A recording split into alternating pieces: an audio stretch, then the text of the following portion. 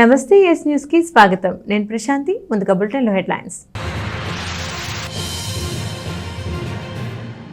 ఘనంగా జరుగుతున్న పంచముఖ ఆంజనేయ స్వామివారి వార్షిక బ్రహ్మోత్సవాలు. స్వామివారిని దర్శించుకున్న ఎమ్మెల్యే శివకుమార్. కన్నుల పండుగగా శ్రీవారి రథోత్సవం. పొత్తుల పేరుతో ఆలపాటికి సీటు లేదన్న చంద్రబాబు. గతంలో మాజీ ఎమ్మెల్యేలు డాక్టర్ రావి, డాక్టర్ ఉమకు టీడీపీ టికెట్ ఇవ్వని చంద్రబాబు ఒక్కోసారి ఒక్కో కారణంతో నాయకులకు మొండి చెయ్యి, నమ్మిన వారిని నిలువునా ముంచడం చంద్రబాబు నైజం. స్థానికుల్లో జోరుగా నడుస్తున్న చర్చ. ముగిసిన బ్రేక్ఫాస్ట్ విత్ ఎమ్మెల్యే కార్యక్రమం. ఎన్నికల ప్రచారానికి సిద్ధమైన పార్టీ శ్రేణులు. సోమవారం నుంచి ప్రచారానికి శ్రీకారం. తెనాలి ప్రభుత్వ జిల్లా వైద్యశాలలో 44.05 కోట్ల రూపాయలతో క్రిటికల్ కేర్ యూనిట్ నిర్మాణం. వర్చువల్ విధానంలో శంకుస్థాపన చేసిన ప్రధాని నరేంద్ర మోడీ. తెనాలి ఎమ్మెల్యే అన్నాబత్తుని శివకుమార్తో పార్టీ శ్రేణుల బ్రేక్ఫాస్ట్ విత్ ఎమ్మెల్యే కార్యక్రమం ఆదివారంతో ముగిసింది. కార్యక్రమంలో భాగంగా ఎమ్మెల్యే శివకుమార్తో కలిసి ఎన్నికల ప్రచారానికి పార్టీ శ్రేణులు సిద్ధమయ్యారు. సోమవారం నుంచి ఎన్నికల ప్రచారానికి శ్రీకారం చుట్టనున్నారు. సార్వత్రిక ఎన్నికలకు పార్టీ శ్రేణులను సిద్ధం చేసేందుకు తెనాలిలో గత కొద్ది రోజులుగా నిర్వహిస్తున్న బ్రేక్ఫాస్ట్ విత్ ఎమ్మెల్యే సమావేశాలు ఆదివారంతో ముగిశాయి. చివరి రోజున పట్టణంలోని 7, 8, 9, 10, 25 వార్డుల కౌన్సిలర్లు, గృహ సారథులు, సచివాలయ కన్వీనర్లు, బూత్ లెవెల్ ఏజెంట్లతో పాటు పట్టణంలోని పార్టీ ముఖ్య నేతలతో ఎమ్మెల్యే అన్నాబత్తుని శివకుమార్ సమావేశమయ్యారు. స్థానిక బురిపాలెం రోడ్డులోని ఏఎస్ఎన్ ఇంజనీరింగ్ కాలేజీలో ఏర్పాటైన కార్యక్రమంలో ఎమ్మెల్యే శివకుమార్ అందరితో కలిసి బ్రేక్ఫాస్ట్ చేశారు. ఈ సందర్భంగా వార్డులోని పరిస్థితులపై ఎమ్మెల్యే శివకుమార్ ప్రత్యేకంగా చర్చించారు. పార్టీకి భారీ మెజార్టీ సాధించే దిశగా అనుసరించాల్సిన వ్యూహాలను చర్చించారు. పేద మధ్యతరగతి ప్రజలకు అందించిన సంక్షేమం, రికార్డు స్థాయిలో పంపిణీ చేసిన ఇళ్ల స్థలాలు, ఇప్పుడు పట్టాలకు రిజిస్ట్రేషన్లు ఇస్తున్న వైనాన్ని ఇంటింటికి చెప్పాలనేది నిర్ణయించారు.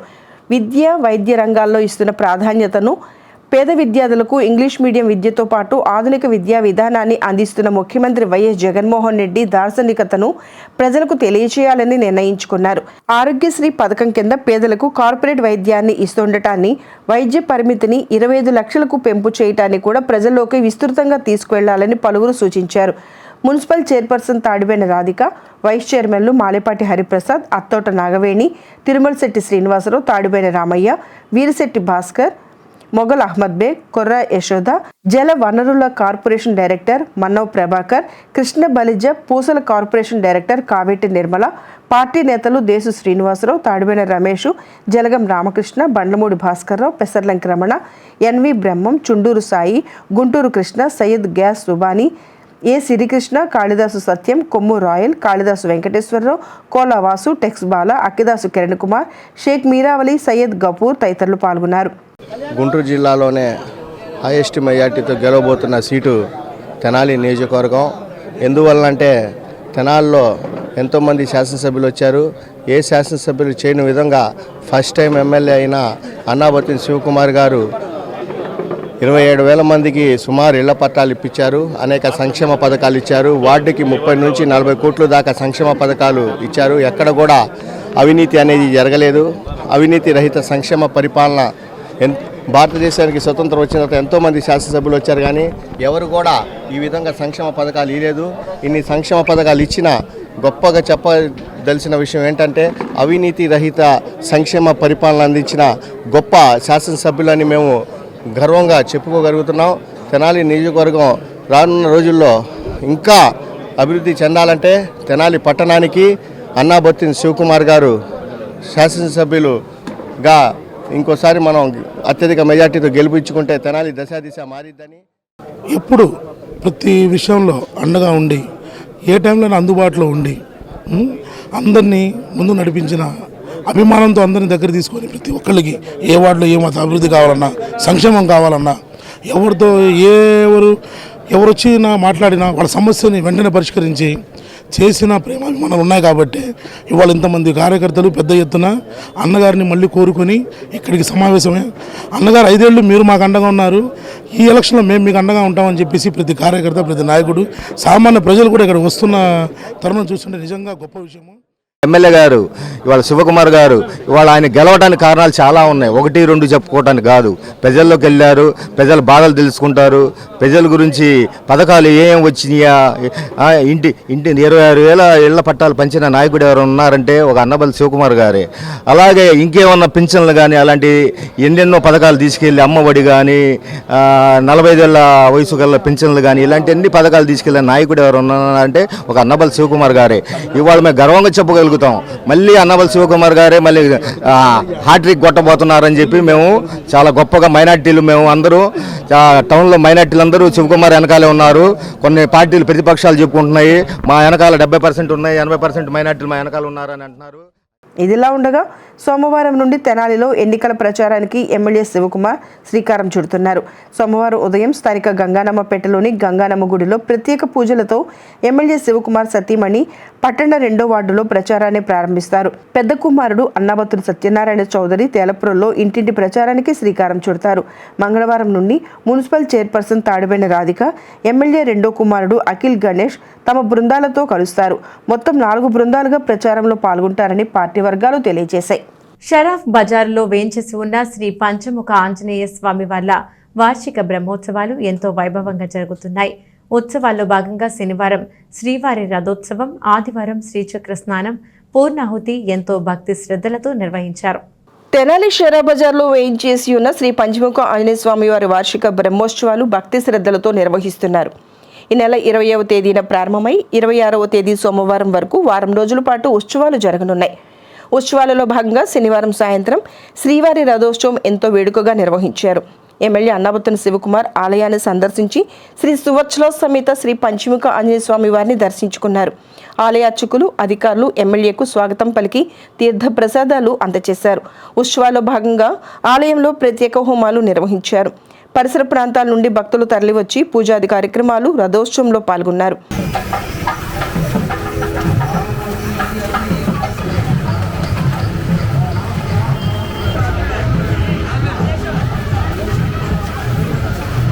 అదేవిధంగా ఆదివారం ఉదయం శ్రీచక్ర స్నానం, పూర్ణాహుతి కార్యక్రమాలు నిర్వహించారు. ఆలయ వ్యవస్థాపక కుటుంబ సభ్యులు ఎస్బి శివ, కార్యనిర్వహణాధికారి అవుతు శ్రీనివాసరెడ్డి కార్యక్రమాలను పర్యవేక్షించారు. పూజా కార్యక్రమాలను అనువంశిక అర్చకులు రొంపిచల శ్రీనివాసమూర్తి, అర్చకులు ఆర్వి కిరణ్ కుమార్ నిర్వహించారు. కార్యక్రమాల్లో శ్రీ పంచముఖ ఆంజనేయ స్వామి సంకీర్తన బృందం అధ్యక్షురాలు మూర్తి అనురాధ, సేవా సమితి అధ్యక్ష కార్యదర్శులు ఆర్వి కిరణ్ కుమార్, మూర్తి వెంకటేశ్వరరావు సభ్యులు పాల్గొన్నారు. తెనాలి పట్టణంలో షరాఫ్ బజార్ నందు వేయించేసినటువంటి శ్రీ పంచముఖ ఆంజనేయ స్వామి వారి దేవస్థానంలో వార్షిక బ్రహ్మోత్సవ కళ్యాణోత్సవములు పాంచాంగ దీక్షతో జరిగి ఉన్నవి. అత్యంత వైభవంగా శ్రీ స్వామివారి రథోత్సవం కూడా భక్తులందరూ విశేషంగా పాల్గొని జయప్రదం చేసి ఉన్నారు. అదేవిధంగా ఈ రోజున శ్రీ స్వామివారి చక్రస్నానము ఇది చాలా పవిత్రమైనది. ఈ చక్రస్నానానికి కూడా అనేక మంది భక్తులు ఇచ్చేసి శ్రీ స్వామివారికి గొప్పకు పాత్రలు కావచ్చు. షరాఫ్ బజార్లో వేయించినటువంటి శ్రీ సూత్ర సమేత పంచముఖ ఆంజనేయ స్వామి ఆలయంలో గత 6 రోజులుగా స్వామివారి వార్షిక బ్రహ్మోత్సవాలు అంగరంగ వైభవంగా సాగుతున్నాయి. ఉత్సవాల్లో భాగంగా ఈ రోజున శ్రీ చక్ర స్నానము, అలాగే పూర్ణాహుతి కార్యక్రమాలు, ద్వాదశ ప్రదర్శనలు, ముంజల సేవా కార్యక్రమం జరుగుతుంది. రేపు ఉదయం పుష్పోత్సవంతో ఈ యొక్క బ్రహ్మోత్సవాల కథ ముగుస్తాయి. ఈ 7 రోజుల పాటు ఈ యొక్క బ్రహ్మోత్సవాల కథము వైగాన ఆగమ ప్రకారం పాంచానిక దీక్షలో నిర్వహించడం జరిగింది. ఈ కార్యక్రమంలో పాల్గొన్నటువంటి ప్రతి భక్తులకు కూడా పంచముఖ ఆంజనేయ స్వామి ఆశీస్సులు ఎల్లవేళ ఉన్నా మనస్ఫూర్తి కోరుకుంటాం. ఉత్సవాల భాగంగా ఈ రోజున శ్రీ లక్ష్మీ కూచిపూడి నృత్య కళాకేంద్రం శిష్య బృందం ఈ రోజున స్వామివారికి భరతనాట్య నివేదన కార్యక్రమం నిర్వహించడం జరిగింది. వారికి కూడా పంచముఖ ఆంజనేయ స్వామి ఆశీస్సులు ఎల్లవేళ ఉన్నా మనస్ఫూర్తిగా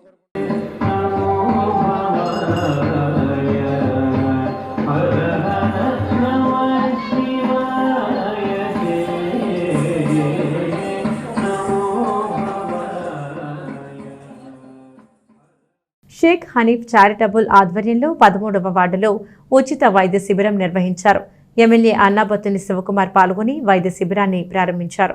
స్థానిక 13వ వార్డులోని డిపో సెంటర్లో ఆదివారం ఉదయం ఉచిత వైద్య శిబిరం నిర్వహించారు. షేక్ హనీఫ్ చారిటబుల్ ట్రస్ట్ ఆధ్వర్యంలో దేవి నర్సింగ్ హోమ్ సహకారంతో నిర్వహించిన వైద్య శిబిరంలో పరిసర ప్రాంతాల నుండి వచ్చిన ప్రజలకు ఉచితంగా వైద్య పరీక్షలు చేశారు. ఉదయం ఎమ్మెల్యే అన్నాబత్తుని శివకుమార్ చేతుల మీదుగా వైద్య శిబిరాన్ని ప్రారంభించారు.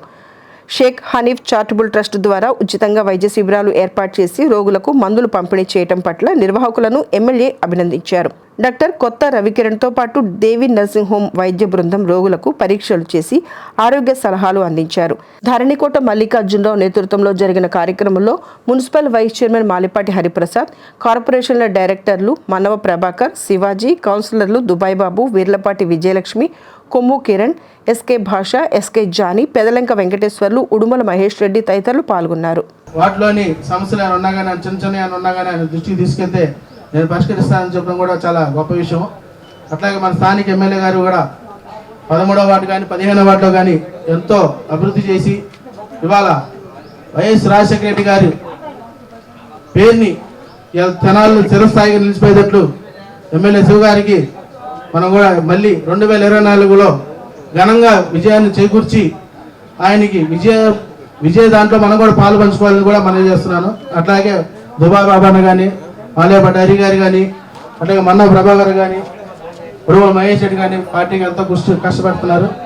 ఇదే విధంగా అందరూ కూడా పార్టీకి కష్టపడి షేక్ హనీఫ్ గారు అంటే మేము ఎన్నో రోజుల నుండి ఆయన పేరు వింటానే ఉంటాం. ఎందుకంటే ఇలాంటి కార్యక్రమాలు ఆయన కుల మతాలకు అతీతంగా ముస్లిం వ్యక్తి అయినా కానీ వారి ఊరిలో పెదరా ఊరు, అదేవిధంగా తెనాలి పట్టణంలో వాళ్ళు ఫర్నిచర్ షాపులు కానీ ఇలాంటి ఎన్నో రియల్ ఎస్టేట్ వ్యాపారాలు ఉన్నాయి.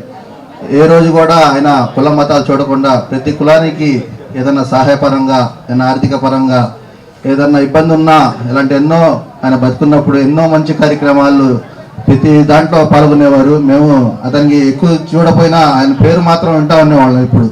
ఎందుకంటే ఫలానా కార్యక్రమం చేస్తున్నారు, ఫలానా చేస్తున్నారంటే హనీఫ్ గారు అని చెప్తా ఉండేవాళ్ళు పెద్దలు. అలాంటి ఎన్నో మంచి కార్యక్రమాలు చేసిన వ్యక్తి హనీఫ్ గారు. వారికి అల్లా వారికి జన్నత్ ఇచ్చేయాలని చెప్పి జన్నత్ దువా చేస్తున్నాం అందరికీ. హనీఫ్ గారు అంటే నాకు పేరున్నానే కానీ ఆయన గురించి నాకు పెద్దగా ఏం తెలియదు. కాకపోతే ఇప్పుడు మా కౌన్సిలర్ ఆయన దుబాయ్ బాబు గారు చెప్పారు. మరి ఆయన చనిపోయినా కూడా మరి వాళ్ళ పిల్లలు ఈ విధంగా చారిటబుల్ ట్రస్ట్ పెట్టి మరి పేదలందరికీ కూడా ఉచిత వైద్యం చేయించడానికి ముందుకు రావడం అంటే చాలా గర్వకారణం. ఎందుకంటే వాళ్ళ తల్లిదండ్రుల్ని మర్చిపోయే రోజు చాలా మంది మనం చూస్తూనే ఉన్నాము. మరి అలాంటిది ఆయన చనిపోయిన తర్వాత కూడా వాళ్ళ పిల్లలు ఒక చారిటబుల్ ట్రస్ట్ పెట్టి మరి పేదలందరికీ కూడా వైద్యం చేయాలి అనే ఆలోచనతో వాళ్ళు ఒక సంకల్పం చేసుకున్నారు. దానికి సహకరిస్తున్న ముందుగా మన డాక్టర్ రవికిరణ్ గారికి ముందుగా ధన్యవాదాలు చెప్పుకోవాలి. మరి ఒకసారి మనందరం కూడా ఈ కార్యక్రమం ప్రతి వారం కూడా వాళ్ళు ఈ ఉచిత వైద్య శిబిరం చేయడానికి వాళ్ళు ముందుకు వచ్చున్నారు. అందుకని వాళ్ళ హనీఫ్ గారి పిల్లలందరికీ, అట్లానే ఈ మల్లి గారికి, ఈ వైఎస్ఆర్ పార్టీ కార్యకర్తలకు కూడా మనం మరొకసారి ధన్యవాదాలు చెప్పుకుంటూ, తెనాలి ప్రభుత్వ జిల్లా వైద్యశాలలో క్రిటికల్ కేర్ యూనిట్ నిర్మాణానికి ఆదివారం శంకుస్థాపన జరిగింది. ప్రధాని నరేంద్ర మోడీ వర్చువల్ విధానంలో ప్రారంభోత్సవం నిర్వహించగా ఆసుపత్రిలో ఏర్పాటు చేసిన ప్రత్యేక కార్యక్రమంలో పలువురు వైద్యాధికారులు, సిబ్బంది పాల్గొన్నారు. వైద్యశాల ఆవరణలో నూతనంగా నిర్మిస్తున్న క్రిటికల్ కేర్ యూనిట్ కు ప్రధాని మోదీ వర్చువల్ పద్ధతిలో ఆదివారం సాయంత్రం శంకుస్థాపన చేశారు. జిల్లా వైద్యశాలలోని వీడియో కాన్ఫరెన్స్ హాల్లో అధికారులు పాల్గొన్నారు. ఈ సందర్భంగా సెకండరీ హెల్త్ విభాగ జిల్లా సమన్వయకర్త డాక్టర్ సుబ్రహ్మణ్యరాజు, డిఈఈ వెంకట రత్తయ్యలు మాట్లాడుతూ తెనాలి జిల్లా వైద్యశాల ఆవరణలో నిర్మిస్తున్న క్రిటికల్ కేర్ యూనిట్ నిర్మాణం కోసం 44.5 కోట్ల రూపాయల నిధులను కేంద్ర ప్రభుత్వం వెచ్చించినట్లు చెప్పారు. నిర్మాణాలను త్వరగా పూర్తి చేసి ప్రజలకు అందుబాటులోకి తెస్తామని చెప్పారు. వైద్యశాల సూపరింటెండెంట్ డాక్టర్ సౌభాగ్యవాణి మాట్లాడుతూ తెనాలి ప్రాంతాల్లో అనేక రోడ్డు ప్రమాదాలు జరుగుతున్నాయని, అలాంటి వారికి చికిత్స అందించేందుకు క్రిటికల్ కేర్ యూనిట్ ఎంతో ఉపయోగపడుతుందని చెప్పారు. ప్రజలందరూ దీని సేవలను ఉపయోగించుకోవాలని కోరారు. కార్యక్రమంలో ఏవో డాక్టర్ మజీదా బేగం, డాక్టర్ మను మోహన్, డాక్టర్ శ్రవణ్ బాబు, పలువురు వైద్యులు, సిబ్బంది పాల్గొన్నారు. ప్రధానమంత్రి శ్రీ గౌరవనీయులు మోడీ గారు మన యొక్క తెనాలి జిల్లా ఆసుపత్రి నందు 45 కోట్లతో క్రిటికల్ కేర్ యూనిట్ని పునాది రాయి వేయటం జరిగినది. దీనివల్ల మనకు తెనాలి ప్రజలకు చాలా యాక్సిడెంట్లు ఇట్లా జరిగినప్పుడు చాలా మంచి జరిగేదానికి అవకాశం ఉంటుంది. సో ఈ అవకాశాన్ని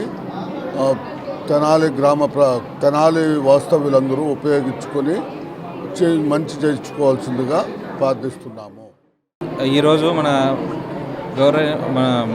ప్రధానమంత్రి గారు విర్చువల్గా తెనాలి హాస్పిటల్లో 100 పడకల క్రిటికల్ కేర్ బ్లాక్కి ఫౌండేషన్ స్టోన్ వేయటం జరిగింది. ఈ మన క్రిటికల్ కేర్ బ్లాక్ మొత్తం ఇది 100 బెడెడ్ హాస్పిటల్. ఇది 44.5 crores ఎస్టిమేట్ వాల్యూ. అందులో 14 crores ఎక్విప్మెంట్ వస్తుంది. Remaining civil infrastructure, electrical infrastructure వస్తుంది. సో ఈ 1.5 to 15 monthsలో ఈ వర్క్ని కంప్లీట్ చేస్తాము. తెనాలి పరిసర ప్రాంత ప్రజలందరూ కూడా ఈ అవకాశం laying a foundation stone for the critical care block of District Hospital Tenali was done by our Honorable Prime Minister at Rajkot today. In our hospital, it was 100-bedded critical care block which is to be constructed. It will be useful for all the people in Tenali and surrounding villages of Tenali మండలంలో గ్రామాల వారీగా వైఎస్ఆర్సీపీ యువజన విభాగం నూతన కమిటీలను నియమించడం జరిగిందని మండల పార్టీ అధ్యక్షుడు చెన్నుబోయిన శ్రీనివాసరావు తెలియజేశారు. ఆయా కమిటీల వివరాలను మీడియా సమావేశంలో ఆయన తెలియజేశారు. స్థానిక గంగానమ్మపేటలోని వైఎస్ఆర్సీపీ కార్యాలయంలో ఆదివారం ఉదయం నిర్వహించిన మీడియా సమావేశంలో పార్టీ తెనాలి పట్టణ మండల యువజన విభాగ నాయకులు పాల్గొన్నారు. గ్రామాల వారీగా చేపట్టిన కమిటీల వివరాలను చెన్నుబోయిన శ్రీనివాసరావు తెలియజేశారు. ముఖ్యమంత్రి వైఎస్ జగన్మోహన్ రెడ్డి ఆదేశాల మేరకు ఎమ్మెల్యే అన్నాబత్తుని శివకుమార్ ఆశీస్సులతో వైఎస్ఆర్ కాంగ్రెస్ పార్టీ యువజన విభాగం పట్టణ అధ్యక్షుడుగా ఉడుముల మహేష్ రెడ్డి, మండల అధ్యక్షుడిగా కుర్రా జశ్వంత్ కృష్ణలను ఇటీవల నియమించడం జరిగిందన్నారు. అందులో భాగంగా మండల పరిధిలోని అన్ని గ్రామాలకు గ్రామ పార్టీ అధ్యక్షులతో పాటు కమిటీ సభ్యులను నియమించినట్లు చెప్పారు. ఆ వివరాలను తెలియజేశారు. నూతనంగా నియమితులైన అందరూ రాబోయే ఎన్నికల్లో ముఖ్యమంత్రి వైఎస్ జగన్మోహన్ రెడ్డి గెలుపుతో పాటు తెనాలిలో ఎమ్మెల్యే అన్నాబత్తుని శివకుమార్ భారీ మెజార్టీతో విజయం సాధించే విధంగా కృషి చేయాలని సూచించారు. సమావేశంలో వివిధ గ్రామాల వైసీపీ అధ్యక్షులు, నాయకులు, కార్యకర్తలు పాల్గొన్నారు. మరి తెనాలి ఆల్రెడీ మండలానికి సంబంధించి కూడా కుర్రా జశ్వంత్ని మండల యూత్ అధ్యక్షుడిగా ఏర్పాటు చేయడం జరిగింది. మరి అందులో భాగంగానే తెనాలి మండలానికి సంబంధించి కూడా ప్రతి గ్రామంలో కూడా మరి యువత సంబంధించి కూడా గ్రామ యూత్ ప్రెసిడెంట్లుగా నామినేట్ చేయడం జరిగింది.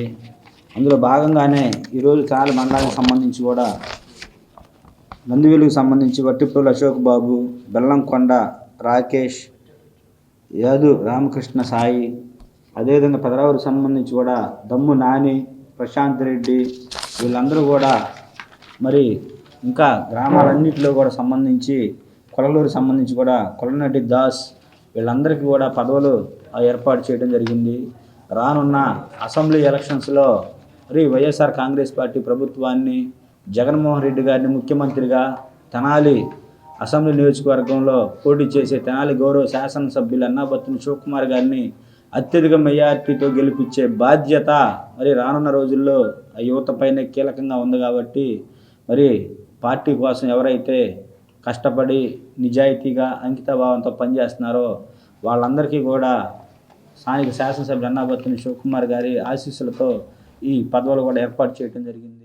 మేమందరం రాబోయే రోజుల్లో 2024 ఎలక్షన్స్లో అన్నాబత్తుని శివకుమార్ గారిని గెలిపించుకునే దిశగా మేమందరం కలిసి పనిచేస్తామని ఫ్యాన్ గుర్తుకు ఓటేసి ప్రజలందరినీ చైతన్యపరిచి పార్టీని గెలిపించుకునే విధంగా పనిచేస్తామని రేపు రాబోయే సిద్ధం సభకి చిలకలూరుపేటలో జరుగుతుంది. మా యువత భారీగా ర్యాలీగా అక్కడికి చేరుకొని ప్రజలందరినీ తీసుకువెళ్ళి ప్రజలందరూ మొగ్గు చూపుతున్నారు అక్కడికి రావాలని. మేమందరం భారీగా వెళ్ళి శివకుమార్ గారి ఆధ్వర్యంలో మేమందరం సిద్ధం సభను భారీ సక్సెస్ చేసే విధంగా పనిచేస్తామని.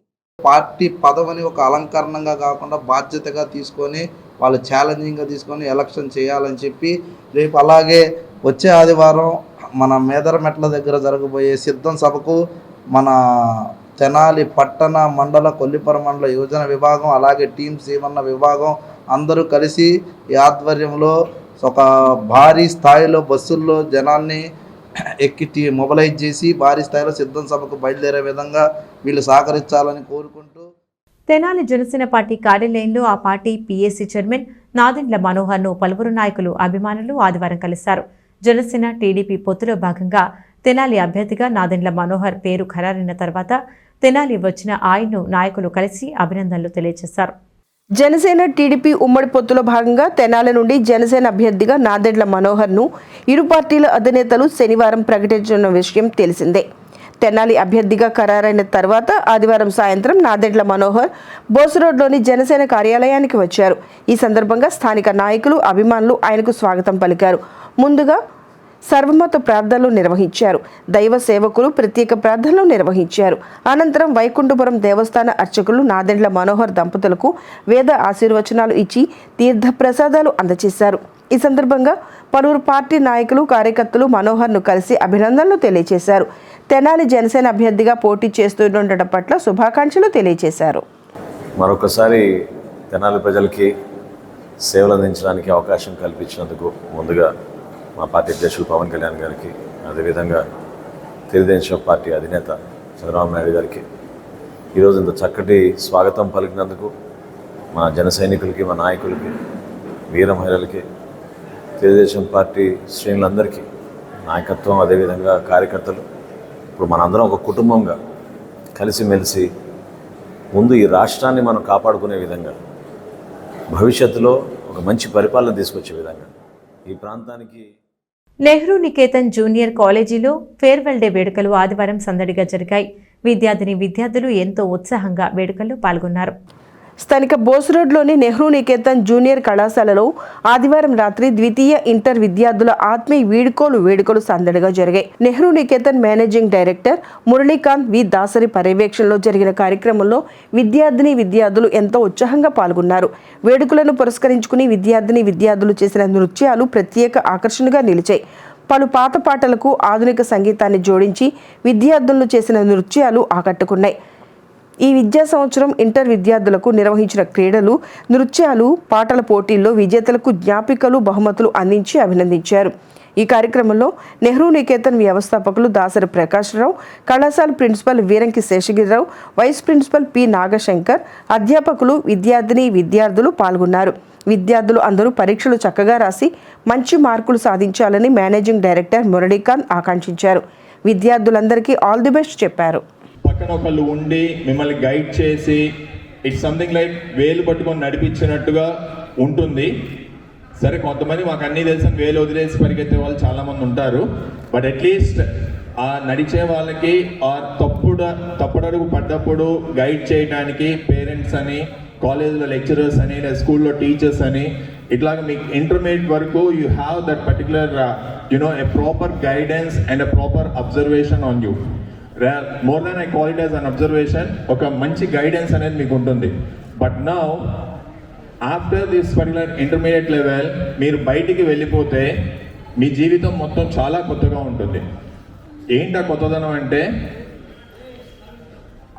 మీరేదో బాగా పెద్దోళ్ళు అయిపోయాము, మేము డిగ్రీకి వచ్చేసాము, సో మాకు అన్నీ తెలుసు అనే ఒక ఓవర్ కాన్ఫిడెన్స్ ఒకటైతే, ఇంకా మీరే చదువుకున్నా చదువుకోకపోయినా ఒక మంచి దోవలో వెళ్ళినా చెడ్డ దోవలో వెళ్ళినా కూడా ఈవెన్ మీ పేరెంట్స్ కూడా ఒకటి రెండు సార్లు చెప్పడానికి ట్రై చేస్తారు. After that even they say that okay ఇంక నీ ఇష్టం రా, నీ కర్మ అన్నట్టు వదిలేస్తారు. మీరు చక్కగా కెరీర్ ఓరియంటెడ్గా వెళ్ళండి. ఇందా మీరు చెప్పినట్టుగా నెహ్రూ నికేతన్ చదివిన వాళ్ళందరూ సక్సెస్ఫుల్గా, సెన్సేషనల్గా ఉంటారు. Okay, even I'm the product of Nehru Niketan junior college. So మీరు కూడా సెన్సేషన్స్ అవ్వాలి. And every sensation should be a positive sensation. Try to understand that. And apart from that, ఇప్పటివరకు మీ ప్రిన్సిపల్ శేషు గారు కానివ్వండి, వైస్ ప్రిన్సిపల్ శంకర్ గారు, వీళ్ళందరూ మిమ్మల్ని జాగ్రత్తగా నడిపించారు. సో ఈ ఎగ్జామ్స్ జాగ్రత్తగా రాయండి, బాగా ప్రిపేర్ అవ్వండి. And on this particular occasion we are happy to inform you, next academic year నుంచి ఆల్రెడీ మన నెహ్రూ నికేతన్ స్కూల్లో we have upgraded the classes to technology wise చాలా అప్గ్రేడ్ చేశాము. Everything we are moving forward. So coming academic ఇయర్లో even junior కాలేజ్లో కూడా we are introducing the technology. అలాగే ఐఐటికి కూడా ఒక కొత్త బ్యాచ్, ఒక కొత్త స్ట్రీమ్ అనేది స్టార్ట్ చేయబోతున్నాము. సో దానికి డెఫినెట్గా మీరందరూ కోఆపరేషన్ ఉండాలని ఎక్స్పెక్ట్ చేస్తున్నాను. So wishing you all the very good luck.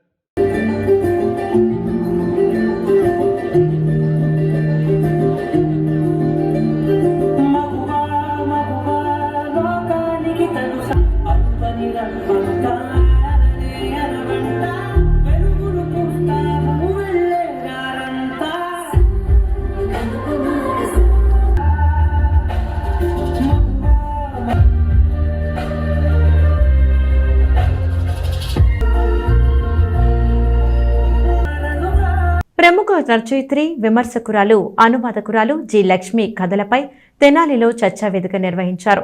మధ్యతరగతి మహిళా ఉద్యోగుల జీవితాల్లోని సంఘర్షణను చిత్రించడంలో లక్ష్మి కలం గొప్పదిగా వక్తలు పేర్కొన్నారు. స్త్రీవాద కథలకు కాలం చెల్లిందంటం సరైంది కాదని, స్త్రీల పట్ల మనుష్యుల దృక్పథం మారనంతకాలం స్త్రీవాద సాహిత్యం సజీవంగా ఉంటుందని ప్రముఖ రచయిత్రి, మాతృక మాసపత్రిక సంపాదకురాలు రమాసుందరి అన్నారు.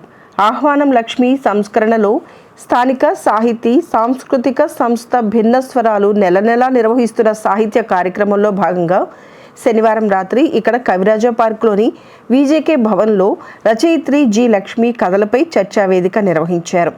రమాసుందరి మాట్లాడుతూ జి లక్ష్మి కథలన్నీ మధ్యతరగతి మహిళా ఉద్యోగుల జీవితాలేనని చెప్పారు. స్త్రీ అంటే పలానా విధంగా ఉండాలనే భావనతో పురుషులు ఆ నమూనా ప్రకారమే వారిని చూస్తారని చెప్పారు. మహిళా ఉద్యోగులు ఆ నమూనాలో ఇమడలేకపోతున్నారని, ఆ నమూనాను దాటలేని పరిస్థితిలో చాలా సంఘర్షణ పడుతూ ఒక రకమైన అపరాధ భావనతో రోజులు గడుపుతూ ఉంటారని తెలిపారు. లక్ష్మి కథలు చదివితే మహిళా ఉద్యోగుల్లో ఆ అపరాధ భావన తొలగిపోతుందని, పురుషులు కూడా వీటిని చదవాలని అభిప్రాయపడ్డారు. చినుకు రాజగోపాల్ తన ప్రసంగంలో జి లక్ష్మి రాసిన కథలన్నీ ఒకదానికి కొనసాగింపు అన్నట్లుగా ఉంటాయన్నారు. కథకు మధ్య కాలాన్ని కలుపుతూ 3 పదుల సామాజిక జీవనాన్ని చక్కగా చిత్రించారని చెప్పారు. లక్ష్మి కేవలం కథకురాలే కాదని గొప్ప విమర్శకురాలు, అనువాదకురాలని అన్నారు. సమన్వయకర్త జిఎస్ నాగేశ్వరరావు మాట్లాడుతూ ఏ వాదాన్ని భుజాన వేసుకుని ప్రచారం చేసినట్లుగా ఏ కథలోనూ కనిపించదని, తనకు తెలిసిన జీవితాలను ఎక్స్రే తీసి తన కథలతో కళ్లకు కట్టారని ప్రశంసించారు. జీవితం పరిపూర్ణం అనుకుని సర్దుబాటు ధోరణితో ఉండాలని, ఉరుకుల పరుగుల జీవితాల్లో కాస్త ప్రశాంతతను అలవర్చుకోవాలనే అంశాలను లక్ష్మి తన కథల్లో చూపారని తెలిపారు.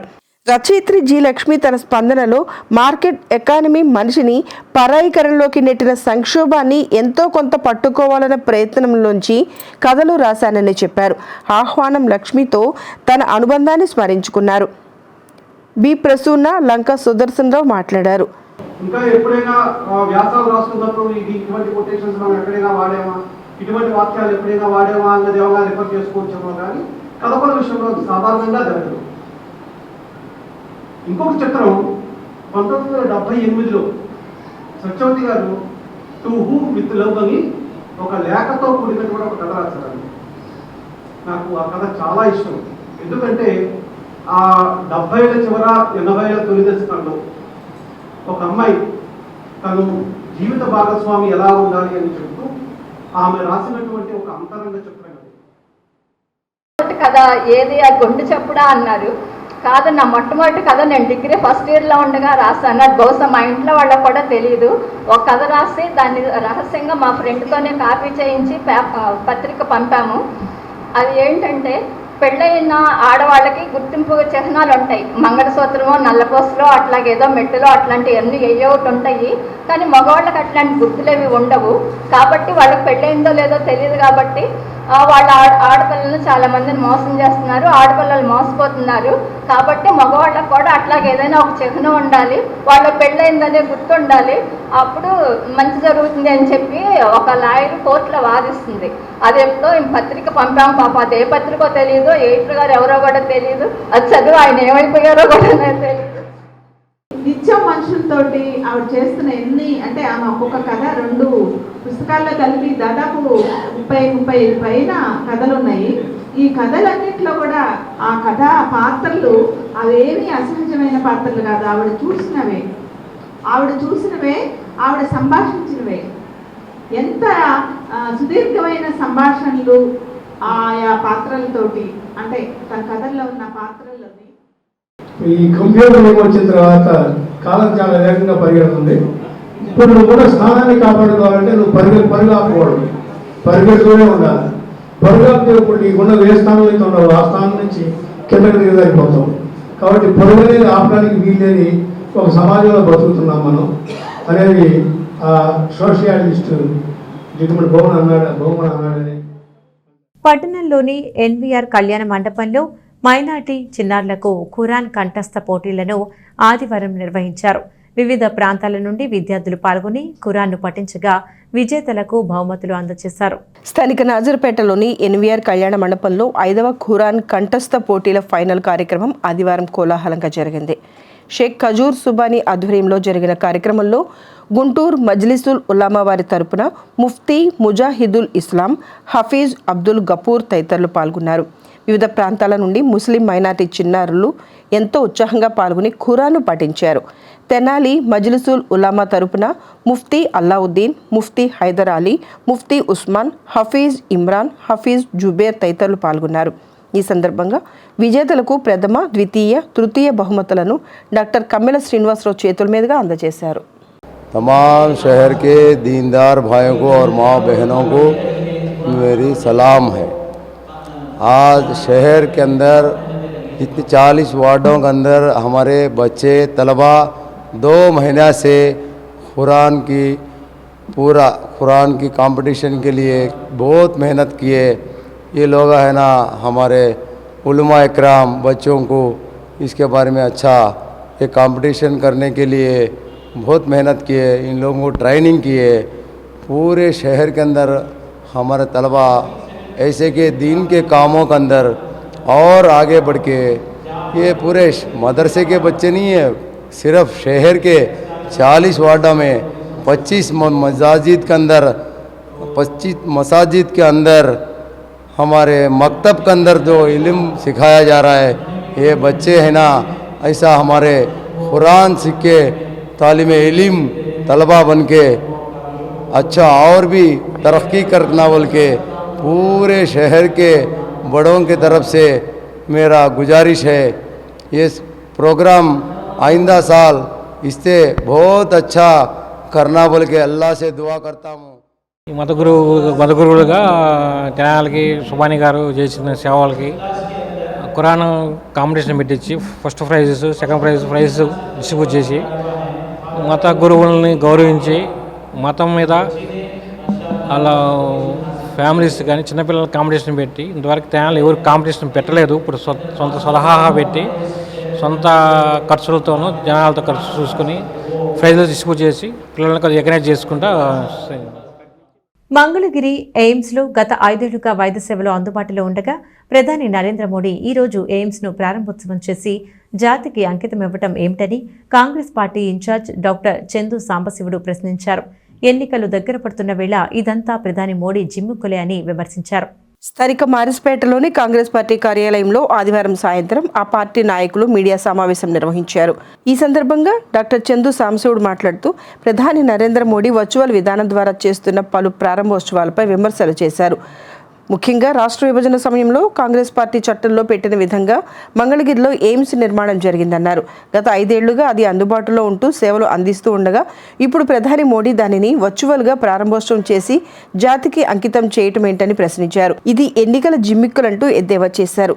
సమావేశంలో పార్టీ నాయకులు Ponnuru Nagasurya Sasidhar Rao, Karlapudi Bullaiah, Madala Purnachandra Rao, P Sivakumar, T Sivanarayana, Steven Babu, B Ramesh, K Koteswara Rao, C Ayyappa, A Krishna, Y Shankar, B Srinu, N Mallikarjuna Rao తదితరులు పాల్గొన్నారు.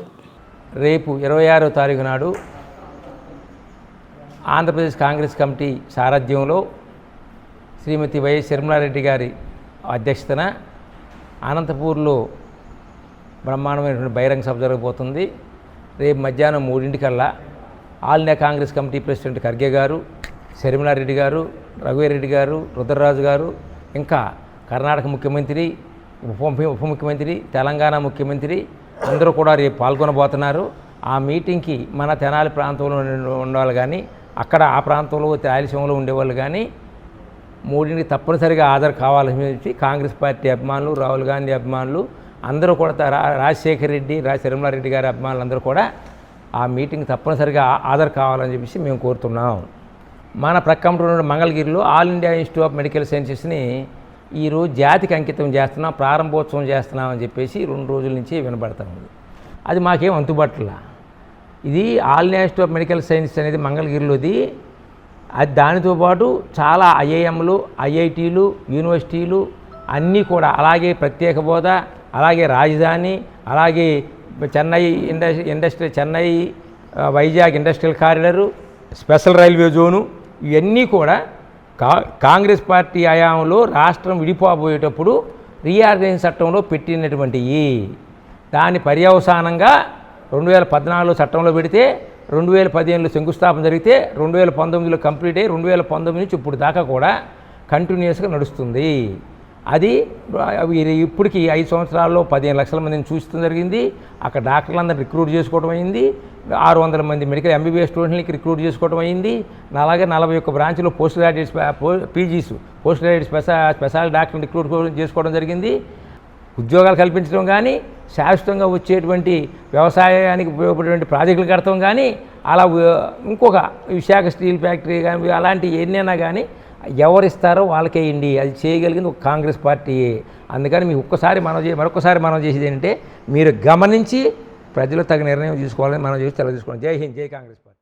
మెగా మేళా డిఎస్సి జాబులు జరిపించాలని చెత్త పన్ను ఏ రాష్ట్రంలో లేదు, మన రాష్ట్రంలోనే చెత్త పన్ను ఇంటింటికి వెళ్ళి మామూలుగా వసూలు చేయట్లేదు. ఆ చెత్త పన్నును మామూలుగా జనం వెంటనే రద్దు చేయాలని కోరుకుంటున్నాం. అది Congress party special status special status ఏంటి, మంచి పన్నులు కానీ పరిశ్రమలు కానీ స్థాపించడానికి స్పెషల్ స్టేటస్. అది స్పెషల్ స్టేటస్ అనేది ఇప్పుడు అడగను కూడా లేదు, అది మర్చిపోయారు. బీజేపీ వాళ్ళు పేరుకు మాత్రమే వాళ్ళు హోదాల కోసం, ఆయన నరేంద్ర మోడీ గారు గుజరాత్ ముఖ్యమంత్రి తప్ప మామూలు ఇక్కడ ప్రధానమంత్రి హోదా లేదని మేము తెలియజేస్తున్నాం. కాంగ్రెస్ పార్టీని అందరూ టీడీపీ జనసేనల పొత్తు కుదిరిన ఇన్నాళ్లకు 2 పార్టీల అధినేతలు టికెట్ల పంపకంపై ఉమ్మడి ప్రకటన చేశారు. తొలుత టీడీపీ 94 సీట్లు, జనసేన 5 సీట్లకు అభ్యర్థులను ప్రకటించారు. ఇందులో ప్రధానంగా తెనాలి సీటును జనసేనకు కేటాయించారు. దీంతో ఇంతకాలంగా ఇక్కడి నుంచి పోటీ చేయాలని ఆశిస్తున్న టీడీపీ సీనియర్ నాయకుడు ఆలపాటి రాజేంద్ర ప్రసాద్కు భంగపాటు ఎదురైంది. ఇది టీడీపీ వర్గాల్లో తీవ్ర ఆగ్రహం కల్పించడమే కాదు, చంద్రబాబు నైజం పైన పలువురు చర్చించుకుంటున్నారు. పొత్తుల పేరుతో తెనాలి అసెంబ్లీ స్థానాన్ని జనసేనకు అప్పగించారు టీడీపీ అధినేత నారా చంద్రబాబు నాయుడు. మాజీ మంత్రి రాజేంద్ర ప్రసాద్ కు ఈసారి పోటీ చేసేందుకు అవకాశం ఇవ్వకపోవటం ఆ పార్టీ వర్గాల్లో ముఖ్యంగా తీవ్ర నిరాశను కలిగించింది. అత్యవసర సమావేశం ఏర్పాటు చేసి ఏదో ఒకటి తేల్చుకుందామని భావించారు. ప్రస్తుతానికి మౌనంగా ఉండమని, ఎలాంటి ప్రకటనలు చేయొద్దని, ముఖ్యంగా చంద్రబాబుపై ఎలాంటి విమర్శలు చేయొద్దని ఆలపాటి రాజానే వారిని చల్లబరిచారు. పార్టీ కోసం పనిచేయాలన్న సంకేతాలను ఇచ్చినట్లు చెబుతున్నారు. ఈ నెల 27వ తేదీన గుంటూరు ఎంపీ అభ్యర్థితో సమావేశం ఏర్పాటు చేయమని సూచించినట్లు సమాచారం. ఇదే అంశంపై పట్టణంలోని రాజకీయ వర్గాల్లో విస్తృతంగా చర్చ జరుగుతోంది. ఎన్నికల ముందు పార్టీ నేతలను పక్కన పెట్టడం చంద్రబాబుకు అలవాటేనని స్థానికులు గుర్తు చేసుకుంటున్నారు. 1994లో కాంగ్రెస్ పార్టీలో ఉన్న మున్సిపల్ మాజీ చైర్మన్ డాక్టర్ రావి రవీంద్రనాథ్ను టీడీపీలో చేర్చుకుని చంద్రబాబు పార్టీ టికెట్ను ఇచ్చిన విషయాన్ని గుర్తు చేస్తున్నారు. ఆ ఎన్నికల్లో పోటీ చేసిన డాక్టర్ రావి సమీప కాంగ్రెస్ అభ్యర్థి అప్పటి సిట్టింగ్ ఎమ్మెల్యే నాదెండ్ల భాస్కర్ రావుపై పోటీ చేశారు. కాంగ్రెస్ రెబల్ అభ్యర్థి కూడా రంగంలో ఉండటంతో ఆ ఎన్నికల్లో డాక్టర్ రావి 13,531 ఓట్ల మెజార్టీతో గెలుపొందారు.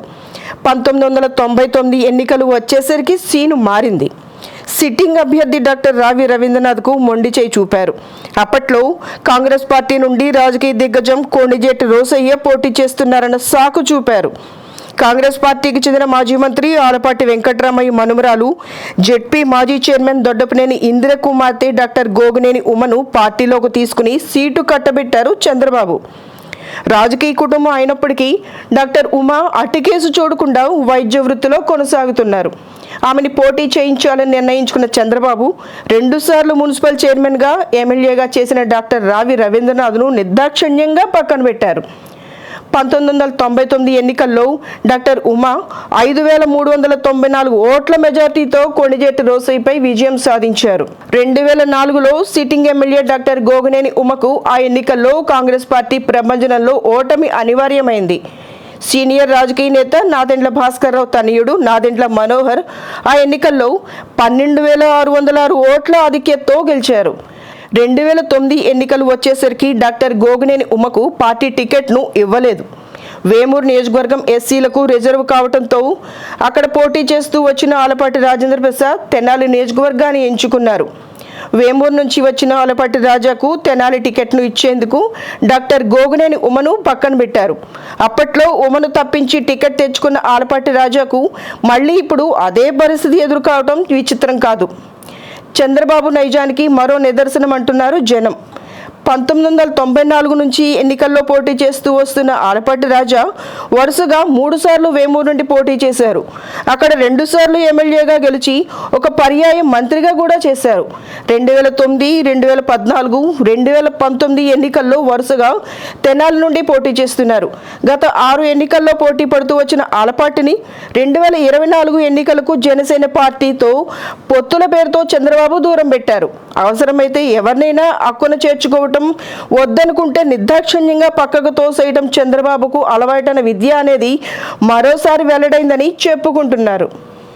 దుగ్గిరాలలో న్యూ లైఫ్ చిల్డ్రన్ హాస్పిటల్ ఆధ్వర్యంలో ఏర్పాటు చేసిన పిల్లల ఉచిత మెగా వైద్య శిబిరానికి విశేష స్పందన లభించింది. Tenali new life children hospital వారు దుగ్గిరాల్లో డాక్టర్ కుప్ప రాజశేఖర్, డాక్టర్ రాధికా రాజశేఖర్ కుప్ప పిల్లల ఉచిత వైద్య శిబిరాన్ని ఆదివారం నిర్వహించారు.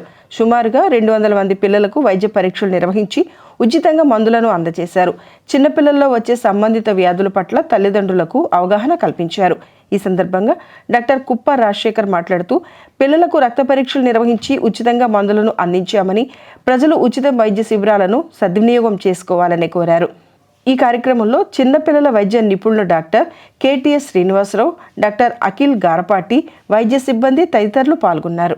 New life children hospital Tenali తరపు నుంచి మా ఈ ఫ్రీ మెడికల్ క్యాంపు, ఇది 17th మెడికల్ క్యాంప్ చేయడం జరుగుతున్నది.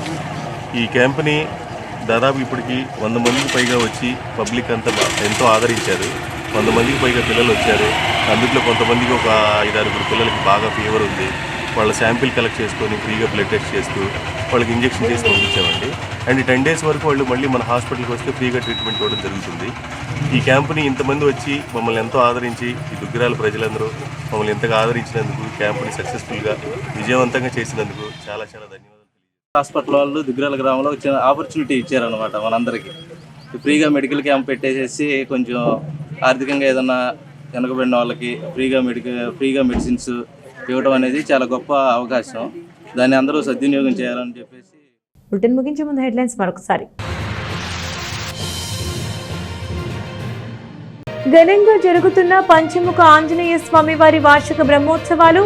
స్వామివారిని దర్శించుకున్న ఎమ్మెల్యే శివకుమార్. కన్నుల పండుగగా శ్రీవారి రథోత్సవం.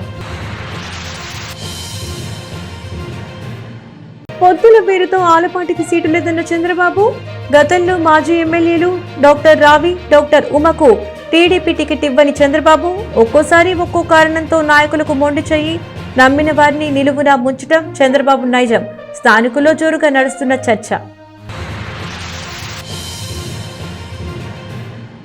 ముగిసిన బ్రేక్ఫాస్ట్ విత్ ఎమ్మెల్యే కార్యక్రమం. ఎన్నికల ప్రచారానికి సిద్ధమైన పార్టీ శ్రేణులు. సోమవారం నుంచి ప్రచారానికి శ్రీకారం. తెనాలి ప్రభుత్వ జిల్లా వైద్యశాలలో 44.05 కోట్ల రూపాయలతో క్రిటికల్ కేర్ యూనిట్ నిర్మాణం. వర్చువల్ విధానంలో శంకుస్థాపన చేసిన ప్రధాని నరేంద్ర మోడీ. ఇవి ఇవాల్టి ఎస్ న్యూస్ అప్డేట్స్. తిరిగి మరొక బులెటిన్లో మళ్ళీ కలుద్దాం. అంతవరకు సెలవు. నమస్కారం.